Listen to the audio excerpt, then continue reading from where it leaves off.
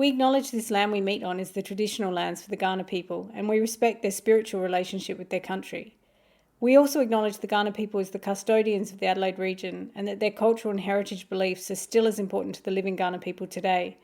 We extend respect to the cultural authority of all Aboriginal and First Nations people. Oscast.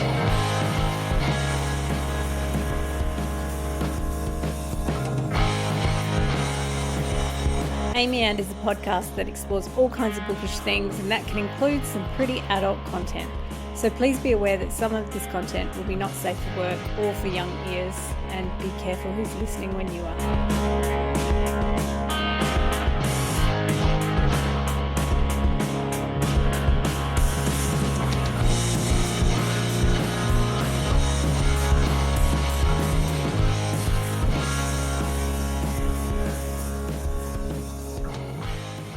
Welcome back to Amy And.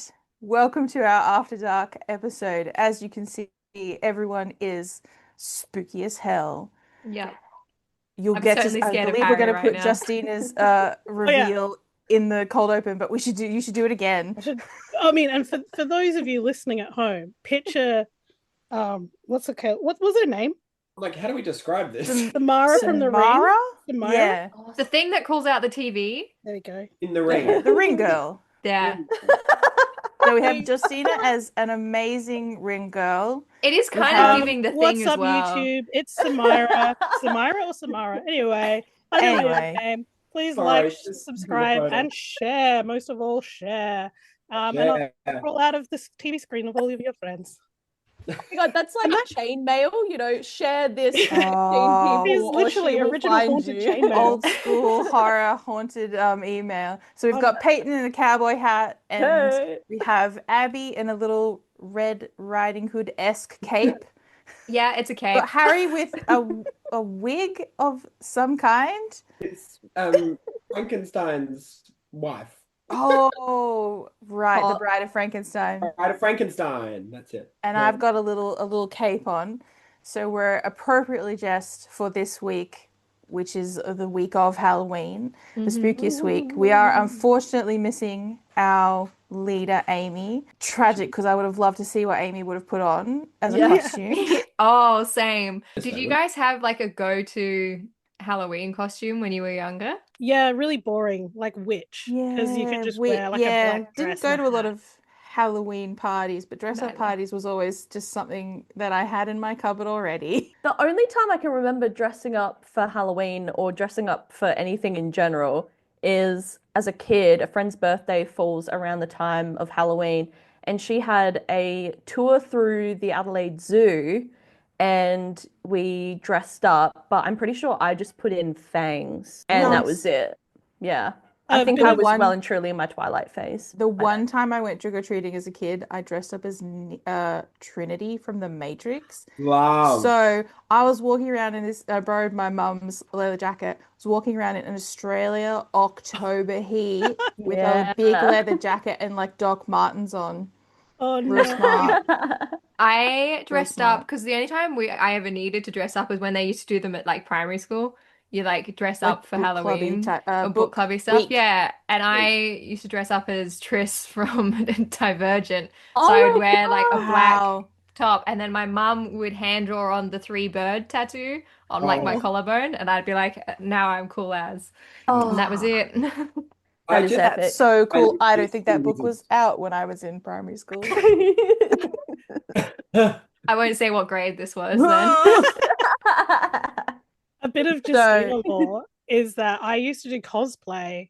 So it wasn't necessarily as a kid, but when I was like from 17 to about 20, I think, 19 or 20, I got really into making costumes. And I would just reuse them for parties. And everyone would be like, wow, you dressed up as... Yeah. Do you have pictures? Oh, yeah, maybe. Yeah. That's a definitely, but I don't want to share them. No, I'm genuinely really bad at keeping like digital records. So I actually kind of lose all of my data, including all my photos, about every 5 or 6 years, like clockwork. I dressed up as the TARDIS was one of my go-to ones because I'd made like a TARDIS dress, and I made like a little light to go on my a headband with a light on it to be the light on the thing. So I would use my go-to costume for a while. I'll just break out the TARDIS dress. I always used to be a monk or something. I always went really yeah. That's your go-to. Yeah, that was literally I used to have like an old like brown monk robe. And I would just monk like religious monk, not monk like D&D monk. No. You should have greeted people at their door like, glory to God in the highest. Harry at 6 as a monk. Yeah, terrifying, right? But to bring us to theme. To bring us to theme, we are planning on talking about horror film. We've spoken very much about horror novels throughout the month. So for After Dark, we're going to have a discussion on horror film. I do also really want to quickly throw out that it is our Lord and Saviour's birthday this week. Speaking of Amy, not Christmas coming up. I realized my error there. Just based because on we Justina's recently face. talked about like religion, I was like, Everyone's like, wow, when did Abby become religious? Didn't know you felt like that, Abby. Only for Amy am I religious. We are not beating the cult allegations. No. So happy birthday to Amy, who is not present, but should we sing happy birthday very awkwardly? Oh, let's not. No. As someone who's editing the audio, please no. I'll lay down a beat, Peyton. Yeah. So, do people have a favorite horror? Like, let's start there. Do people have a favorite horror film? Oh, or maybe let's start with what's everyone's experience with horror films first. Does anyone not watch horror? A very leading question. I was about to say, I can't answer the favorite horror film purely because I don't watch horror, which is already very clear if you've been listening this month. Because it scares the living shit out of me. I can't do it. Doesn't matter how mild it is. I don't watch most horror, I would say. I only really watch monster movies, which is it's its own kind of horror. Yeah. Do not watch thrillers, psychological serial killers. Yeah. Other horror, horror. We're talking by monster movie. What am I talking about by monster what do we mean by, or like, what are we classifying as a monster movie? Well, because here's the thing. Some monster movies I feel like are not scary so much. Stuff like The Meg. That's not scary. That's funny. That's a ridiculous film. Oh, I've watched Sharknado. Yeah. Sharknado. Hilarious. So silly. But stuff like Rogue, which is the crocodile one, that's set here. A lot of the alien movies are really huge crocodile. That was scary. The alien movies, that's like a monster movie. That's scary. Yeah. The Japanese Godzillas, not the American films or the new MonsterVerse films, but like the most recent Japanese Godzilla, I would call that a horror. That's horrifying. But that's also like a kaiju monster movie. So stuff like that. But they're not all, to your point, they're not all scary, I would say. Yeah. Are we talking like, have you seen about that one with the giant spiders in the apartment building? I can't do that one because I have pure, uncut arachnophobia. Can't do spiders. Very valid. Yeah, I saw a screenshot from that movie and went, nope. Yeah, I watched it. Burn my laptop. It was very uncomfortable, and Brendan was like, "Why are you watching this?" And I was like, "Because I'm fascinated." And then he kept going, "Well, stop, like recoiling in the bed, because I go, my God," and he would be like, "Oh, just turn it off, like seriously." I can't continue to hear this. You said that about the Alien show too, though. You were like, "I'm watching it and I'm horrified, but also so fascinated." Oh, my favorite horror films are definitely the Alien movies. Well, I mean, Alien 1 and 2, let's be honest. The OG ones, yeah. The actual Alien films. And that newer one. I love those. Oh, I liked the new one. Loved the new one. Yeah. With the human-ish hybrid. Yeah, that one. was just. Oh, that was really creepy. That was. It was also but so good. As soon as a character was introduced who was pregnant, I was like, "Oh, fuck this! This is gonna be some fuck shit." Yeah, I was like, "Fucking here we go, Jesus Christ!" Oh my God! And they're like, "We got it off her," and I'm like, "No, you didn't." What's happening? So monster movies. What other kind of? You guys will have to take over. What other kind of horror movies do you guys watch? I would say I'm not really a horror guy. Like, I'm not. It's not a expertise of mine, but I have watched few horror films, and I'm not interested in horror. It's just not usually my go-to genre. There was a while back, because my mum especially doesn't really like horror stuff, so there was a while a few years back where I realized that like my family are real movie people. We used to, just to date myself, we used to go to Blockbuster every single weekend and get the family deal, and so we would get like 5 movies every single weekend, but it was like never horror stuff. And so I was like, oh, there's a whole section of film that I've just have absolutely no context for. So I started wanting to watch some of the like classics. So I watched like Poltergeist, I watched Cabin in the Woods. No, wait, what was the one that Cabin in the Woods? Evil Dead, sorry. Yeah, and then a bunch of other ones. Cabin in the Woods is one of those, I would say, meta satirical like comedy horrors. Yeah, agreed. But yeah, I watched a whole bunch of horror movies for a while. Still have heaps of like still lots of gaps in my knowledge. People who know about horror films, aka past guests on the show, particularly Tabby and Oscar, would know so much more about both the history of horror and like current horror films. But I would say, yeah, casual. I'm a casual horror fan. Yeah, I'm a casual. But I do get really scared. Like I really wanted to watch Bring Her Back, which is a horror film that was made locally in Adelaide by the same people who did Talk to Me, which I really liked. But I was like, I saw the trailer for Bring Her Back in the cinema, and I was like, that is too spooky for me. If I watch this in cinemas, I have to watch it like in an early session so I can leave the cinema to daylight. And then I left it too late in the run, and the only screenings of it were at like 8:30 and 9:30 p.m. I was like, no, I can't watch it at spooky hours. I always need to like leave time. Like if I do watch something scary, I need time afterward to watch Barbie princess movies. Like I need time to consume something that is so light. I will hopefully not have nightmares. It doesn't work often, which is why I just don't submit myself to it. But like I need to be doing something fun afterwards. That's so disciplined though, because I feel like I would say the bulk of the horror movies I watched as a teenager, and I feel like I watched them to be horrified. Like there was that fascination of like, I can't keep watching. Yeah.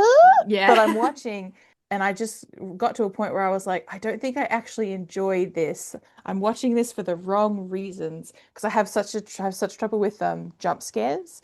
That's the one that really gets me. Even though they're coming, I just can't I have such a physical reaction to them. So I just had to get to a point where I was like, I don't think I should watch these. I shouldn't seek them out anymore. Yeah. I get jump so it's scared very by things disciplined that of you, aren't Abby, jump scares. to just not watch I them. feel like if I experience so much anxiety in general that when I consume media for enjoyment, the minute my heart or throat starts feeling the same way, I'm like, I am not getting enjoyment out of this anymore because I am feeling anxious.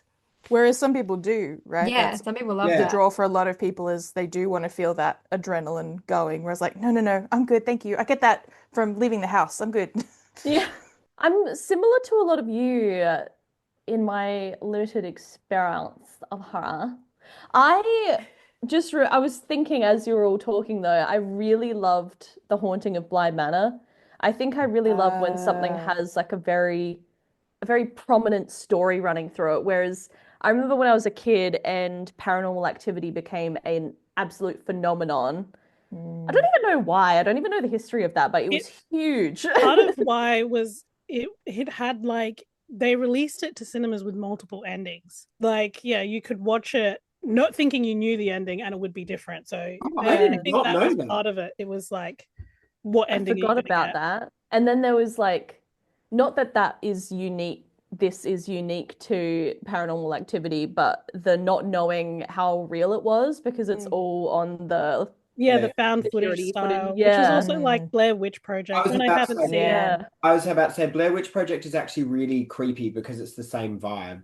I haven't seen Blair Witch Project because I get motion sickness from the camera. But yeah, I also remember when I was a kid. Because I watched that when it came out, so I was pretty young. But even before that, I went to a friend's house and watched Wolf Creek, and I left a glass of water. Yeah, I left a glass of water in her kitchen so that whenever it got scary, I could just walk away and have a sip of water and like linger there for a little while. I like and then the I would go ones back. I like the ones that are like ghosties and ghoulies and monsters and like spirits and demons, even though like I find them scary because I don't not to They're out real. myself as a skeptic because I don't believe in any of it. Yeah, I It's understand. fine. Like I will still be scared, but like I will be fine. Yeah. Well, I really don't like ones that are like serial killers or like murderers or like that have lots of sexual violence. Anything that is just Yeah. too real life, like I don't like. Yeah. Well, anything I find where the gore is because I find gore can reach a point where you're like, ew, that's nasty. And like, oh, that's excessive, but then it moves to the point where it's so excessive that it's kind of just like really fucked up. And that's when I can't really, and that's what I found about the Saw movies. Like I've never been able to fully sit through a Saw movie. It goes into the realm of torture porn where I find like the Saw movies, I can't watch a Saw movie because it moves past the point of being excessive and stupid, where you're like, well, that's not real, to the point that it's just like that's just foul. It's the same with the Human Centipede movies as well. No, I watch I don't even. because that's Disgusting. way too far past the point. Yeah, I'm not a That gore makes me think person. of Disgusting. Dead Alive, Dead Alive, the Peter yeah. Jackson film, because it's so over the top and ridiculous that even though it's gross and stuff, as you're watching it, you're like, this is so over the top that it's silly, and I've kind of come full circle where it's not scary to me anymore because Exactly. it's so silly. Yeah. Well, there's like really campy horror, and then there's the like really scary horror I find, and then things that sit in between. I really don't like gore. I'll take some gore as like part of the contract of watching a horror film. There'll be some gore, but I don't like ones where the gore is the point. Like to me, I don't find anything appealing about that. It's like the Terrifier movies that were so they just went off and they've continued to go off. There's 3 of them, and they get progressively worse and The worse. witch movies, sorry? Terrifier movies, I Yeah, the think. clown ones. Yeah, Spiders and clowns. like, Yeah, so the Terrifier movies have had a lot of conversation. Like this all brings me to whenever I think about this much gore in movies, I get like Tabby and Oscar have spoken about it, I think, where you go to a cinema, and I haven't experienced this because I don't go, but like the kind of crowd that are consuming this media and they start laughing at kind of these awful things happening to these people on the screen. And there is a conversation there that I have not read enough about like how people are reacting to this in the cinema and on the screen, particularly violence against women, and kind of what is the audience getting out of it that we're getting to that point of violence where it's just all that's happening is It awful kind of speaks to that violence, there's no conversation story. about violence in video games, right? Like the ones that have really gratuitous violence, and then you're also controlling the character that's doing that violence. So I wonder if that all, again, have not read enough on the subject to have an informed opinion about it, but I wonder if that all ties in as well. And if there's a difference between just being the audience and seeing it and then like playing the video game yourself. And it reaches a Get in the point comments.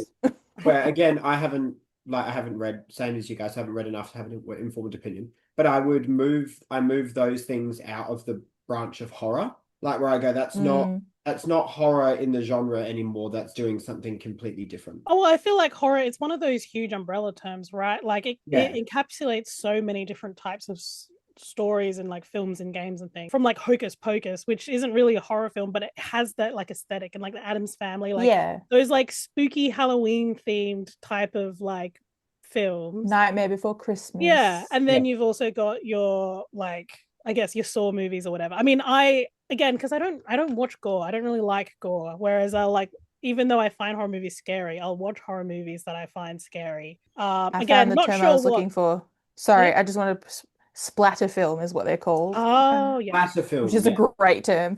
Yeah, but I'm like, I guess the experience that I'm looking for in a horror would be different from someone who's like a huge horror fan, right? Because they are like, the texts are speaking to them with references and like language that someone who is really familiar with the genre will pick up on a lot more in the film than someone who's just coming to it as a fairly limited base knowledge, I suppose, which is the same with every genre, right? Like someone who's never watched a romance before or like never read a romance before is coming to that text with a different set of expectations than someone who's a huge romance reader or watches heaps and heaps of rom-coms. I wonder if there's even, for some people, maybe an element of admiring the special effects of it all. Because I think that when I watch The Pit, because it's a medical show and it's very graphic and there's so many the makeup and the I don't even know what they're called. Like they have a fake baby and a fake birth and you see everything on there. And it's I don't really enjoy seeing it. I'm kind of like one of them has like a floating face and they have to push it up and you see it from the side and it's so disgusting, but at the same time, I'm fascinated thinking about how the filmmakers managed to do that. Yeah, I like the set design. I like seeing what the corpse looks like Yeah. after the chest burst is coming. And the human body, I guess, could be interesting. But I do think for sure, like what Tabby and Oscar were saying, specifically about watching Blue Velvet, and it was at very specific moments in that film where the predominantly male audience would laugh at the violence that was happening to the woman. Not really a horror, more of a thriller, but that was my experience watching Gone Girl, which I think is an incredible film. But hearing people in that cinema like laugh when there's like the threat of sexual violence against Amy Dunn is the name of the character. When I'm like, hey, I know she's like a kind of a villainous character, but this is actually really fucked up that you're laughing at this point.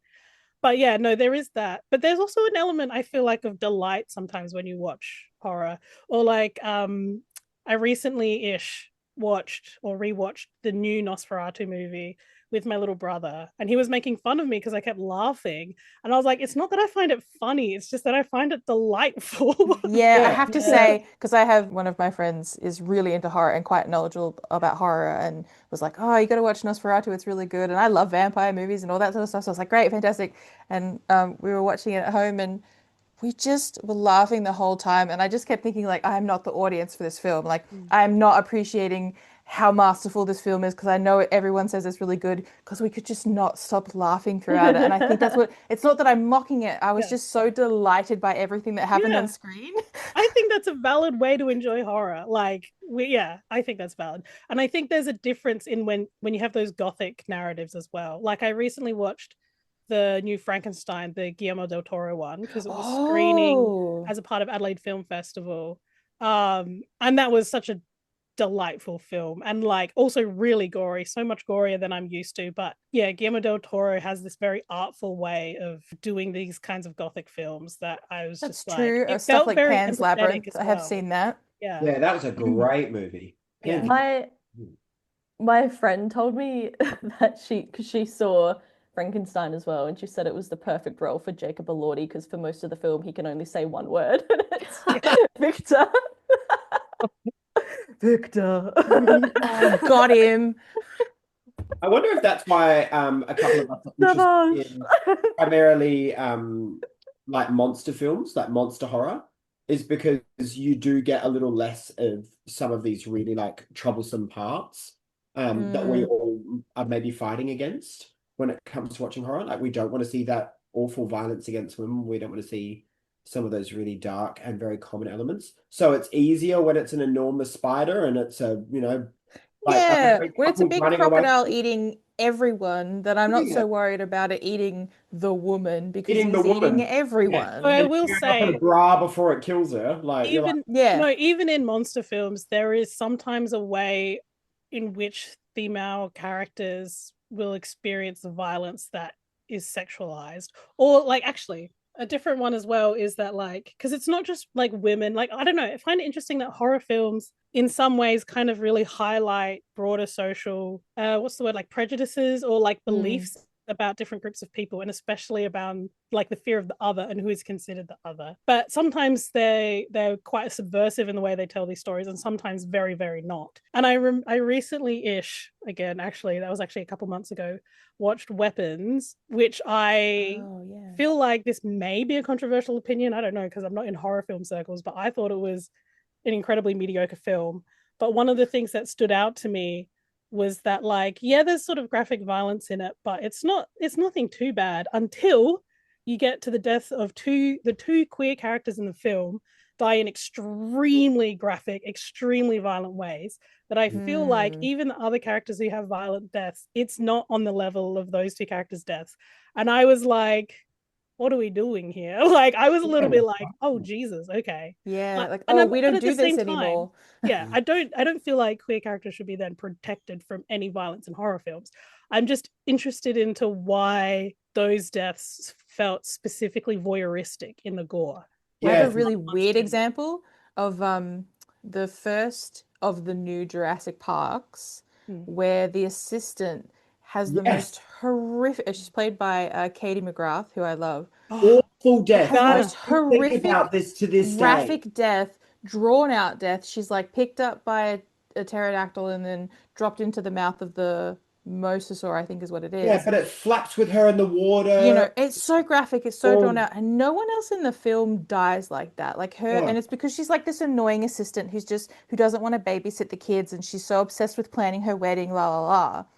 And I just remember watching that and being like, wow, I just thought we weren't this obvious about it anymore. I You just know, this one feels remember- very pointed and obvious. I came home from that movie and we were all like, oh, well, you know, like that was good. We were like, hybrid dinosaur, that was a bit new, whatever it was. And I went to the little like bathroom that we had and I sat down and I was like, why can I not stop thinking about her flapping in the mouth of this pterodactyl in Yeah. screaming for help, and it just went on and on. And I was like, this is so, and Millie, I'm so glad you brought this up because every time I watch the movie, I just like get up and go and do something and come back and she's dead. Because I'm like, I'm not watching this again. From the pickup, the drop to the screaming to all of this awful stuff. I'm like, no. The longest death, and it's not even by the big cool new dinosaur, and a lot of the other deaths are very quick, or some of them are even sort of technically off screen. Yeah. Like one of them dies in like a helicopter crash and stuff. And you're just like, why have we picked this woman in There is particular? something written about it as well, because I went searching a long time ago and they said that they were trying to show off the new VFX that they had. And I'm like, bull fucking shit. Okay. Yeah, that makes a lot of sense. We're going to show it off and we're just going to pick this one. We're going to pick Morgana from Merlin. I love That's all I see. Yeah. A This queen. that's my girl. This makes me think of a question that we should have asked Riley or Tabby or Oscar. But I'm going to ask you. Our missing resident experts. Yeah, I'll just Can you ask tell? you guys. We'll do our best. I'm thinking about predictions for horror in the future because I think we saw like there was a shift. I mean, I think from my lack of expertise, but for example, when Jordan Peele entered the scene and started making his horror films that were quite, I don't know if like is revolutionary too strong a word, but I feel really like they were subversive. more prominently social satires as well as horrors. Yeah, and given the political climate now and what we're saying about how horror can reveal certain fears, social anxieties, and also prejudices, I wonder if we'll take a harder turn back to like slashers and I'm things like that interested are really puritanical. Good point, Payne, because I think that about 5 years ago, about half a decade ago, we went through this shift where we tried to make the modern things really creepy. So you had all these like, I keep losing my head. I was watching Peyton try and talk about the political climate, and I could only stare at this vampire Harry's wig thing in the coming in and background. out And I of- was like, take Let it me get seriously, off take it screen so you seriously. can enjoy it. Sorry, Harry, go ahead. But we tried to make like FaceTime and like Zoom and Skype and like, you know, the idea of like all this modern technology and these like frat parties, like this is where awful things happen. And horror went that way really quickly, really fast, and then it died off real fast, like back to the paranormal. And then we dipped back up, and it follows the trends really quickly. But I think that you're right in saying that we're about to take a turn back toward some really like some less social commentary stuff and some more like hardcore slasher shit. Maybe out of the US, but like I Yeah. feel like I kind of I don't know if this is just wishful thinking. I'm wanting more of the really like unapologetically monstrous, campy, like queer and feminist horrors, things like Ginger Snaps. I don't know if anyone's seen that. Like Yes, No, yes. not, but I Like- have heard of them. it's great. Monster movie, werewolf movie, also very One of the much best about- werewolf movies. very much I feel like very like adolescence, like the horrors of getting a period but like Nice. in a The very horrors of campy puberty. werewolf horror. And then things like Jennifer's Body as well. Like, I wonder if we're going to get some of those. But I feel like when you're talking about technology horrors and things like that, Harry, it made me think of Black Mirror. Yes, I yeah. think sometimes Black Mirror it steps too far in being too preachy in a way. Like you can't watch the episode without being like, oh yeah, what if technology but bad? Like what if your phone was evil? And it's like, yeah, I know. Like I know what if my phone was evil. And it did, but I feel like Black Mirror went alongside the idea of these. I can't even remember what they were called, what those awful movies were that started, because there were tons of them. There were ones with like James Franco in them and all these like awful horror films that came out. Oh, what about that one where you had the, I guess, I don't know if it was horror, now that I think about it, but the one where you had the time on your hand of how long you would live. Oh yeah, Justin Timberlake, really that's high who was in the concept movie. stuff. Yeah. Horrifying, probably I not feel a like horror film. They rose alongside Black Mirror, and you're right. They went into this like preachy idea of this very simple stuff. Whereas I feel like I like the high concept, but I need there to be like a narrative and a story at the heart of it. And it needs to be I like horrors that are dealing with themes beyond just like I guess the surface level, which a lot of them do. So yeah. We want to see a lot of different things at once. Like maybe we will, especially with how so many things are just IP these days. So you probably would get revivals of slashers, but also we're seeing the revival of the Alien movies already. And that's a good one, I think, because those movies were always really progressive. It's a shame that they are still progressive in the exact same way that they were progressive originally. I would say, like, I mean, even Alien has the Alien franchise, I mean, as everyone knows, has its ups and downs. But like Alien Romulus, even though I did enjoy watching that movie, it is troubling in a lot of ways in like, the way it conceives of the female body as sort of inherently horrifying. Symbolically, and then B, the entire narrative around the black android, and it's like it's an uncomfortable watch, but I don't feel like it's intentional enough in the way that it deals with that discomfort to actually have something to say about like That's slavery, a really good way which is of the obvious like thing that comes to mind when you watch that. I don't want to be pessimistic at all, but I do fear that because of the way politics are going, there will be a certain level of regression in kind of what is being depicted as horrific, like you were saying with the women's body and with black characters, particularly coming out of America though. Yeah. Because we are going such a slide toward conservatism and right wing. Well, Not to be sort of meta, I don't really have an idea of where horror movies will go. Probably more AI stuff like Megan and Megan is whatever that. There was another AI robot one recently that I can't remember what it was called. Is this the one with the girlfriend? I don't know. Yeah, yes. On a more meta level, I worry more about the general world's increasing inability to watch media in a critical way and to engage with media in a critical way. And I think you're right, Abby. And I think they will regress, but then people's minds will regress with them. So the world won't even question that regression in the way that we should enough. As we're seeing across the world, humanity is being gutted at a time when we really need it. And I just worry more about all of those things intersecting. This might be the true spooky moment of the episode, can I just say? Sorry, too real. It's like, damn. Talk about vampires again. I feel like we're going to get that subversive and like satirical horror coming from art house and independent cinema. I think we need to look to indie movies more, I think, than the mainstream ones. Because indie movies always have been the backbone of horror, though. That's exactly how a lot of all of the big horror directors came Same up. in the game sphere. A lot of the indie do so much with horror. Oh, there's two things I want to say. One is another potentially controversial thing about weapons, which if you have strong feelings, argue in the comments. Please give us that engagement. But I feel like Weapons to me was a film that was dealing a lot in having the aesthetics of horror and layering over the aesthetics and tropes of horror, but with absolutely no substance underneath it. Like it didn't have anything to say about anything, which I feel like title. Is actually unusual. Weapons had no substance. Anyway, I was just like, Engagement. this is just like a layering of different ideas, but someone's like, oh, this might be spooky, but there's nothing thematically Okay. really driving it. Whereas I Right. think it's interesting that you bring up Jordan Peele, because I feel like Nope is his best film, Right. but I it's loved the that one one. that was met with the least fanfare. And I think Yeah. because it was so critical of the way that of like the voyeuristic way in which like Black people are used in Hollywood. So Hollywood is like, even though normally they froth a Hollywood film, they don't froth a Hollywood film that is critiquing Hollywood. Yeah.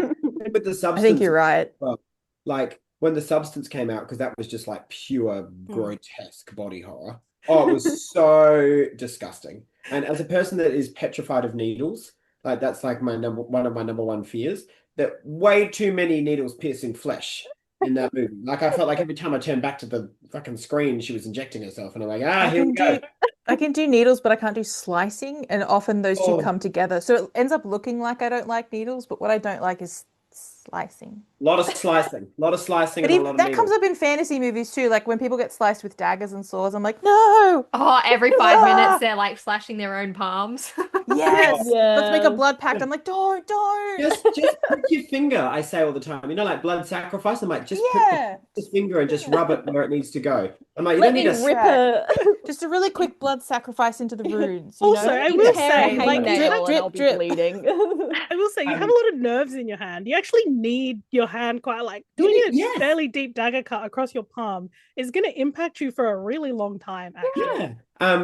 What I was going to say about the substance though is that was Why so would you tell us that? acclaimed, and there was a lot of awards and stuff about it, and that was because that was about an old actress that was having issues with their image and women in Hollywood, and so they were like, oh well, that's okay, it's Demi Moore, we can do it.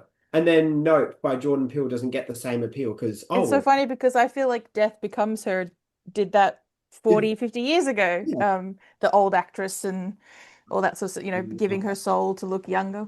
Oh, well, I hope we get more subversive weird horror, but I do fear that we're at least from a mainstream Hollywood source, maybe headed towards, as you say, just that like whatever's aesthetic and thoughtless. Yeah. Can I ask, what would we all love to see as a book that hasn't quite been made? It hasn't been made into a movie yet. Not quite been made doesn't work. Oh, it was a half. Oh, Dracula we nearly with the got there. cowboy in it. Yeah. Finally put Put a the cowboy in back it. in Dracula. Putting the cowboy in Dracula.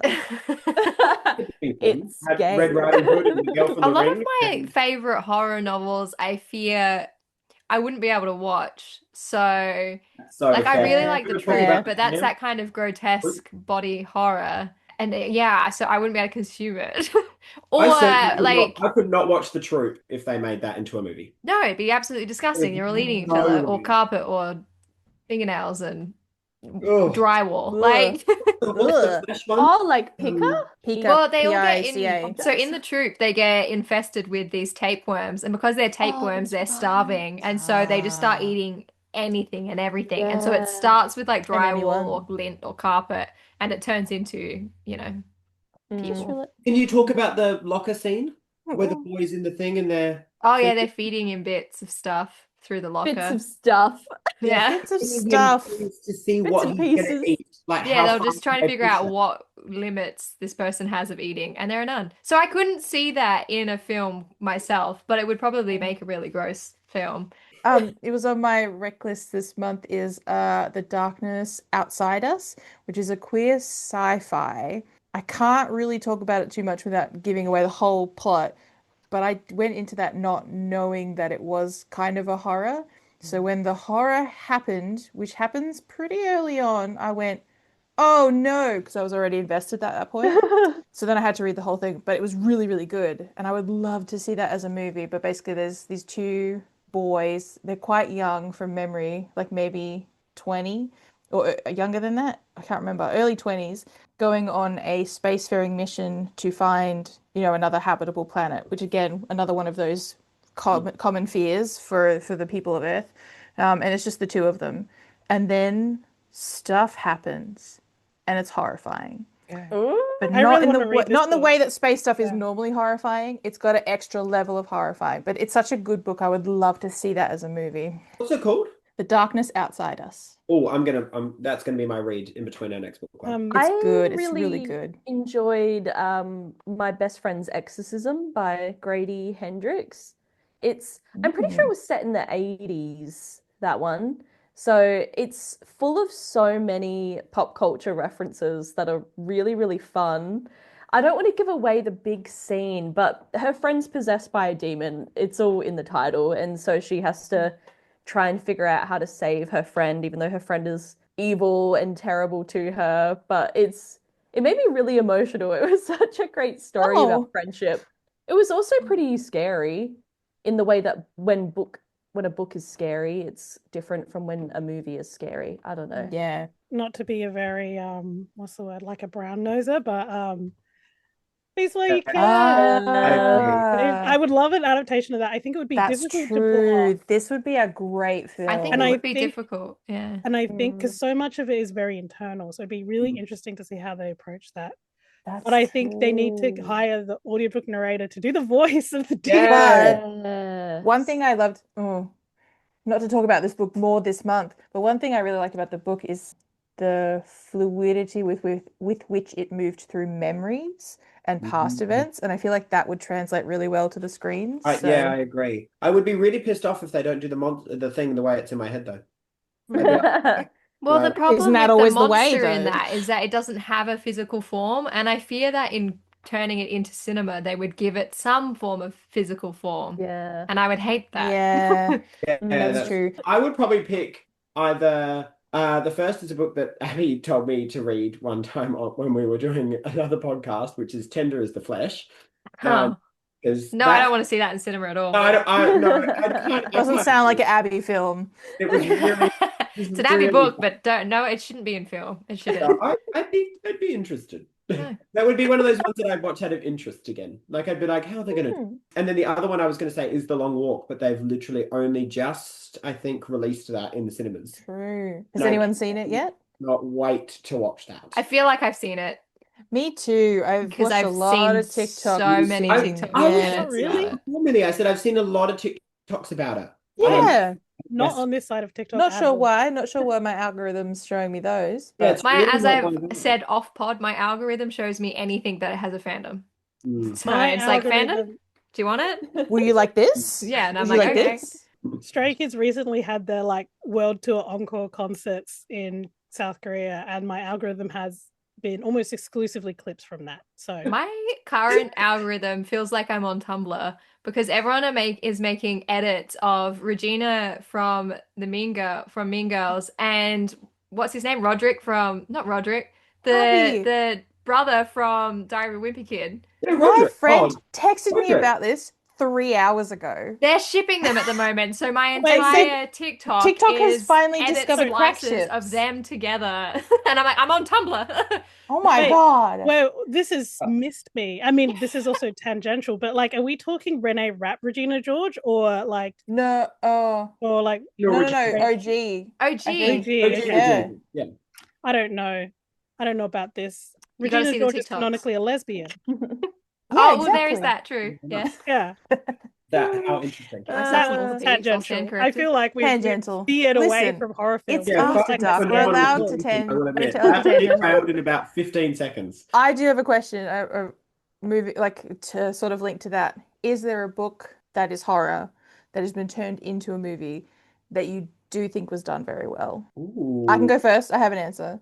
I thought that despite its differences, I really liked the film adaptation of Annihilation with Natalie Portman. I thought that was such a good film, and I think they changed enough to make it, watchable as a movie, but kept enough of the horror that I could still recognize it from the book. We were completely robbed of a cinematic release for that film. I'm still salty about it. That would have been beautiful 100%. In cinema. This is probably recency bias, but I really like the recent Frankenstein movie. I think Guillermo del Toro is literally the perfect director for a Frankenstein adaptation, being both a lover of monsters and of the gothic genre in general. He's so dope. Awesome. He's so across it, so versatile.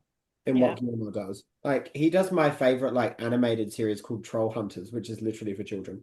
But I was I know Trollhunters. I know Trollhunters. Never seen it, but I know. I know of it. But yeah, I love Troll Hunters, and he's so like that is completely different to doing the new Frankenstein movie. I And mean, it's also great. more horror film Rex. People absolutely need to watch Pan's Labyrinth. That is a film that gave me Agreed. nightmares If you and haven't is also seen it, incredible. The little especially if you love fantasy as well, like Yes. spooky Yes. fantasy.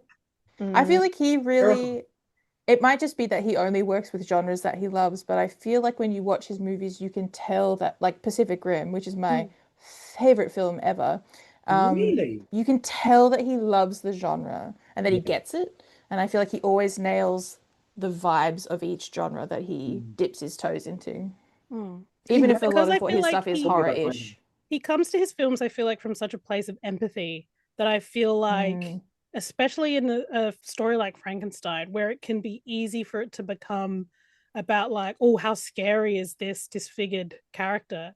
It never feels like that. It's still, yeah, he has such a point of view of empathy in his films that I think is, yeah, really lovely to see in horror. I agree. Yeah. Perfect.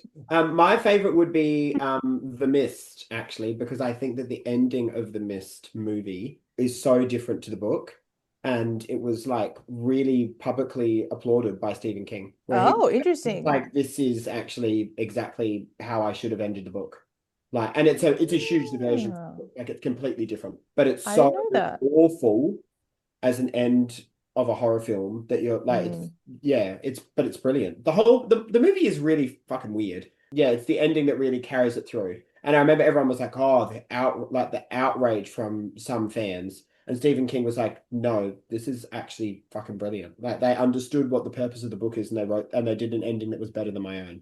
I was That's fair. thinking, and the most horror that I have consumed is horror themed K-dramas. But they tend to go like crime-based horror often. Or your serial Or killers. zombies. They really, really, really, really like zombies. And Oh, so I Happiness love is my zombie favorite stuff. K-drama of all time, which is crazy because it is terrifying. Sorry, which one was that again? It's called Happiness, and it's a zombie horror thriller K-drama, and it's set in a apartment building during a zombie apocalypse, and it's a romance. The romance in it is amazing. It's got the Is that best the romance. one I think I've seen where it. his daughter is the zombie? No, they have so Okay. many zombie ones. It's insane. Okay. But yeah, no, it's very good. I can't believe it's taken this long to mention zombies because I love zombie stuff. I know.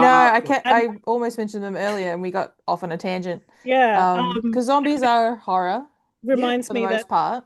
28 Days Later and then 28 Years Later, both I think great films. Phenomenal. I forgot about them. And back on like adaptations, I think Highway Bodies by Alison Evans. When I read that book, I could see it like it was a film in front of like my eyes. Like that would make such a good movie or TV show. I Do love we that. count End of the World movies as horror? It depends. Like, I think it really depends. Like 2012. No, I think that's disaster. No, it's disaster. That's Yeah. Yeah. Which I guess are horrifying in their own way, but not horror. Something like A Quiet Place, those movies, I feel like are both apocalyptic or post-apocalyptic and horror. That's true. That's so crossed the good. line I have there. seen See, that. I couldn't watch a lot of end of the world movies about like disaster films because they terrified me. Because they seem Oh, I love them. I love disaster. No, now I like them because I'm in my interest phase where I'm like, how'd they do that? Could I survive this? Zombie movies are a great, like, what's the word? Benchmark maybe, or just reference point when it comes to horror films because zombie films always reflect the current, like many horror films, the current anxieties of the time. And so we've gone from the origin of zombies, which are like, quote, voodoo zombies, but like white people taking that and making voodoo zombies films to like your Walking Dead zombies. And, you know, there's even romance zombie movies now. What's that one? Warm Bodies. Warm Bodies. With Nicholas Hoult. I have rewatched Warm Bodies an embarrassing amount of times. I've read and watched sweet little film. There's nothing wrong with that. Remind me. And that would be my adaptation to answer your question from earlier. Oh, I've read and excellent. watched that. It was great. Like straight Warm from Bodies. Speaking of adaptations, and I So won't funny. linger on this too long because I think it would classify as a hate crime to talk about this without Riley on the pod, but The Last of Us really love both the games and the TV show. Yes, agreed. Until they followed the canon in the TV series, and then it was out. I look, again, we're not allowed to have this conversation without Riley. So We'll just name drop it and then move on. Yeah. Quick, name another zombie movie. I feel like if we really got into this, we would begin a different After Dark episode. Yeah, just called Zombies. But I do think it's interesting because, you know, we talked a bit about genre blending during the month with horror and horror mance and stuff. So I do think I find the genre blending of zombie films really interesting because you've got comedy, like we talked about Shaun of the Dead, Zombieland. Zombieland, and Pride and Prejudice another zombies. Yes, which is I love that. God, I love that book. That. There we go. But then so many of the zombie films are very serious, like I Am Legend and like 28 Days Later. World War Z is another good one. Another one that's like a good film by itself, not a good adaptation of the book. Very true. That's a cult favorite in this family over here. So like Mum will just sometimes go, "Are we gonna watch World War Z?" And I go, "Over my dead fucking body." Like interesting. She's like, yeah, that's kind of what the film's about. Yeah. Well, the idea that can we quickly hypothesize what we're going to think, what kind of zombie apocalypse we would all survive? Who's going to survive first? If all six of us... Well, they have to be slow zombies to begin with. Well, yeah. Yeah, I cannot do fast zombies. That's terrifying. I feel a bit like Amy. I feel like the second we hit apocalypse, I'm gone. There's just too much going on medically for me. I think I would survive, not because I have survival skills, but I think I would have a desire to survive that perhaps is in itself a strength in this apocalypse. I feel like I'd be quite a spiteful person and be like, I'm not dying. Yeah. So I wouldn't be off immediately, but I would die. I'm not a main character, that's for sure. I feel like I would so desperately want to just die and then I would be alive. So you're the one at the end. You would have dramatic irony. Damn it. Why am I Peyton's our main character. Against her will. Peyton is the final girl. She tries multiple times throughout the film to die, but nobody kills her. Yeah. Anytime someone sacrificed their life for me, I'd be like, why would you do that? Don't do that. My plan foiled again. Why would you? My plan foiled again. We would all very comically have moments where you're like, finally it's my time, and then we'd throw ourselves in front of the danger and be like, no, Peyton! Yeah, runs towards an exploding gas station, but Abby gets there first, and she's like bleeding out on the ground, being like, live, Peyton, live. Live for me, Peyton. You're the only one who can carry on the legacy of Amy Ann. We're still making a podcast in this apocalypse. We're still podcasting. We could podcast from the apocalypse. Yeah. Absolutely. Our Lord and Savior is not here today, unfortunately. She has succumbed. The zombie virus has gotten her. Got her locked in the back room. Week. We just have to figure out how to strap her in. That would be so funny. We all like log in and we don't talk beforehand, so then we log in and go, "It was Peyton. Peyton gone." Wow. Or it really didn't. And doing the TikTok trends, being like, I'm Justina. This is me at the start of the apocalypse, and then this is me 5 days into the apocalypse. Like, this is me 1 year into the apocalypse, and I'm like ripped now, shredded. Fit check. I'm going to forage. Hope I don't die. Fit check to forage is so funny. Like I've got my docs that I've had since before the apocalypse. Yeah, everyone needs to stop thrifting. My neighbor died. The thrift stores are stripped. Shopping day. All my Anko clothes have gone away to nothing. I feel like we should end on that note. What a note to end on. Unfortunately, I'm not quite sure what happened there. What other note would you end on? And that is how we would survive in the zombie apocalypse. Yeah. Our viewership. This is what happens. Our viewership and listenership will go skyrocket because we'll be the only ones providing entertainment. That's right. There'll be less people to listen, but there'll also be less podcasts to listen to. Yeah. No competition. Key. You know. Yeah. I also would love people to. I'm going to keep pushing. Jump in the comments, everyone. Jump in the comments. Comments. I genuinely want to know what people's like apocalypse plans would be. How do you think you would survive it? And Yeah. Are you tell us how you would survive the zombie. surviving because of dramatic irony? What topics right. do people want from a podcast in the apocalypse? Exactly, Oh, yeah. so we can prepare. Good question. Yeah. Yeah. It would be Yes. Imagine we all just So- log into the file that we've got that's like the apocalypse hits, and I'm like, hold, I've got to just check what our episode will be next week in our apocalypse document.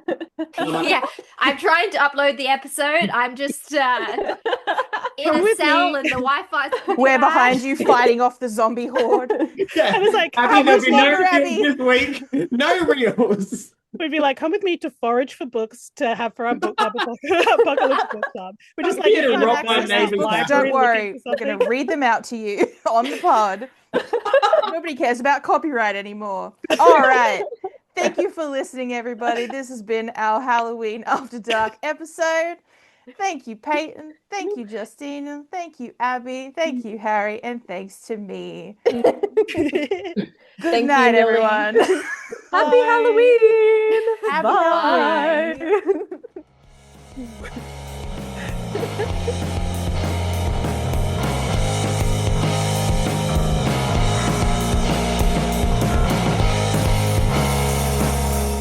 Amy And is hosted by Amy Matthews, Abby Guy, Peyton Hogan, Justina Ashman, Harry Stewart and Millie Heffernan. This podcast is recorded on Gardenland with music by Anthony Wignall and Mass Wisteria. Our logos and branding are designed by Abby Guy. This episode was edited by Abby Guy.